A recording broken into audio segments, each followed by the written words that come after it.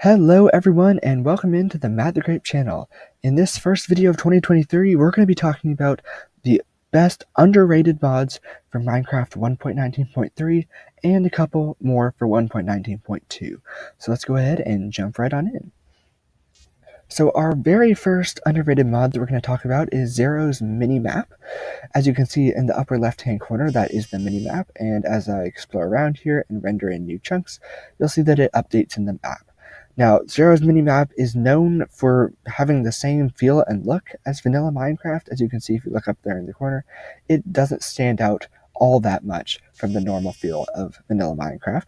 There's also the waypoint feature, so if you press B on your keyboard, it will pop up with the dialog for the new waypoint. You can put in all of your options and what you want the waypoint to be, all the coordinates and things like that. Click confirm, and then it will set up your waypoint. There are an infinite number of waypoints. There's also a lot of settings. You can press Y to open up the settings for Xaero's Minimap. There are so many settings, I don't even think I can go through them all, but you can see just a couple. You can, of course, turn the minimap on and off. If you go in here, you can see if it locks it north or if it rotates with your movement, the shape of the map.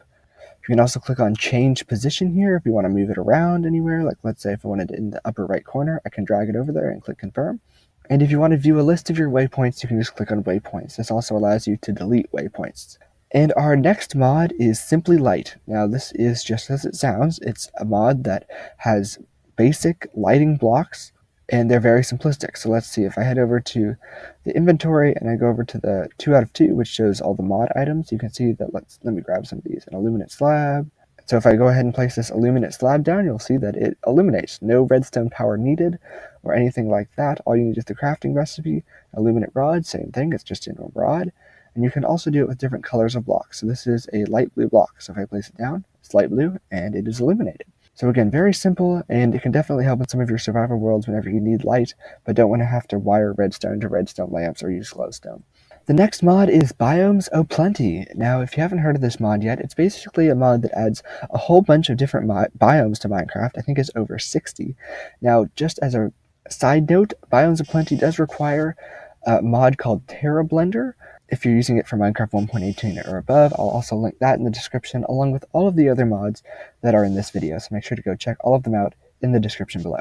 Now, Biomes Plenty, of course, has a whole bunch of different biomes. You'll see over here some of these trees you might have noticed are not normal Minecraft trees. This is actually one of the different biomes that's created by Biomes Plenty.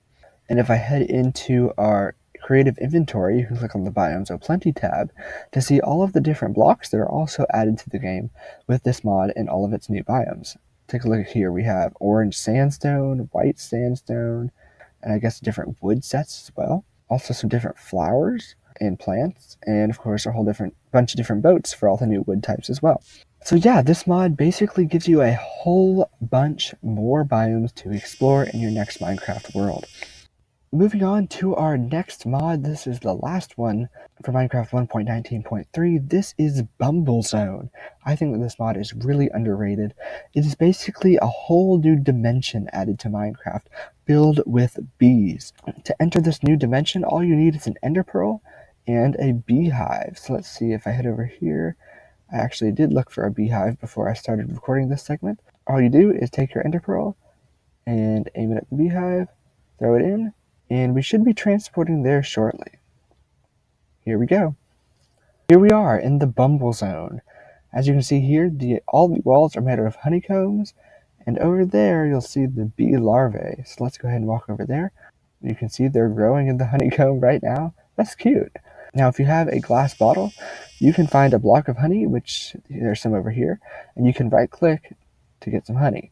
The unfortunate thing is that the bees will get angry at you and will try to kill you if you take their honey. Now, if you go ahead and feed the bees some honey, that will restore that trust and they'll stop attacking you. So always make sure to keep a bottle of honey on hand just in case things get out of hand. There's of course a whole bunch of other things that are included in this mod. Let's see, if I head over to the second menu, the Bumblezone, you'll see there's a whole bunch of different blocks, including some super candles. Let's see if I can grab one. Placing down the super candle, you can see it is very tall. It's just a bigger version of the candle. We also have all the new blocks that come with this new dimension, as well as a couple of other things like sugar water bottle, sugar water bucket, royal jelly bottle, royal jelly bucket, and royal jelly block. Now, somewhere hidden in the Bumblezone, there is a mob called the queen bee, and she is the boss mob of this dimension. So I'm going to see if I can find her. I don't know if I can, though. And also down here at the bottom, I've discovered that there is this interesting water. So if we go ahead and pick it up, you will see that it is that sugar water that we've been talking about. And yes, there are bees roaming around in the Bumblezone. It's really cool. It's basically you take that ender pearl and you go inside of the beehive to see what's going on in there. We actually have one more mod that's been updated to 1.19.3. This is the Ecologics mod. And this mod basically takes all of the original vanilla biomes and gives them a little bit of an upgrade. For example, they could add new mobs, there could be new blocks, and of course there's even more. So if you take a look around here, we're currently in the desert biome, you'll see that there are things like this prickly pear cactus. If I just zoom around, you might see some other things. These camels are actually not the normal Minecraft camels, these are the Ecologics camels. So if we go ahead and check out our inventory and we go to the Ecologics tab, you'll see that here's all of the new blocks that are added with Ecologics. A lot of wood sets, including coconut things that comes from the beaches, some new ice. It's kind of like a wood set for ice and snow, and also walnuts and a whole bunch of different other wood types as well. Also underground, there is updates to the lush caves as well. And that was our last mod that's been updated to 1.19.3. We're now going to move on to 3 mods that have been updated to 1.19.2, but are definitely underrated, and you should still go ahead and check them out. So, the next mod is Extra Golems, and Extra Golems is basically a mod that takes 40 new golems, which you can make from normal Minecraft blocks, and there are different properties that each golem has. So if I go ahead and right-click for this golem guide, it will basically show us how the entire mod works. To craft the golem spell, you need a paper, a feather, a redstone dust, and an ink sac, and you combine that golem spell with a pumpkin to create the golem head.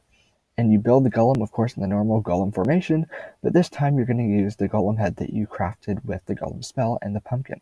So there's a whole bunch of different golems here, like let's just flip to a random one. The honeycomb golem, it has 68 health, 6 attack points, and it summons a bee, right? There's just a whole bunch of different effects for each different golem. The purple golem teleports randomly. The shroomlight golem, fire protection and provides light. The skulk catalyst golem, fire protection, provides lights, places skulk veins, and gives potion effects to enemy. So there's just a whole bunch of different things for all of the 40 golems. So I'm going to go ahead and choose one and show you guys what one of these golems would look like. So I'm just going to flip random, and there we go. Let's go ahead with the nether brick golem. This one has fire protection and lights creatures on fire. So we're going to need some nether bricks and then that golem head. Alright, I have my nether bricks, so we're going to come down to the ground here and place the nether bricks in the normal golem formation. Place the golem head on top. And there you go, we have our nether brick golem. Now, if this golem were to fight somebody, like I already said, it would light them on fire. So you might have noticed all these different birds wandering around. Well, these are not part of the Ecologics mod. These are part of the Exotic Birds mod. It adds over 30 new birds to the Minecraft world. By the way, just because there's 30 types of birds doesn't mean that that's the limit. There's also different species of birds. You can see, I think this is a roadrunner here. Well, how do we find out if it is a roadrunner? Well, we have our bird encyclopedia. Right-clicking on a bird with the bird encyclopedia, there it is. It's a roadrunner variant. So if I go ahead and right-click with my bird encyclopedia and scroll down to roadrunner, there it is, roadrunner. You'll see that the one that I found so far is the greater roadrunner. It'll tell you the egg. It'll also tell you the tempting items. So if you were to breed like sheep in normal Minecraft, you would use wheat. So these are the items that the greater roadrunner will use to breed. Now, as you discover different variants of the birds, they will pop up in this list right over here. So if I head over to another one that we haven't discovered, like duck, for example, even though we don't know what it looks like, it will still tell us the tempting items, and it'll also tell us here that we have 2 different variants of the duck. There's also some other important features of this mod, including bird eggs and bird nests. So right here in my hand right now, I have a bird nest, so I can right-click to place this down.